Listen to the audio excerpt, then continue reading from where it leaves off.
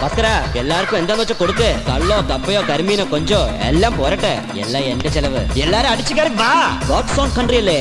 സായിപ്പന്മാരും മദാമ്മമാരും അങ്ങനെ അടിച്ചു കയറി വരട്ടെ. നമ്മൾ ഇനി കാണും ഈ കടം വീട്ടും.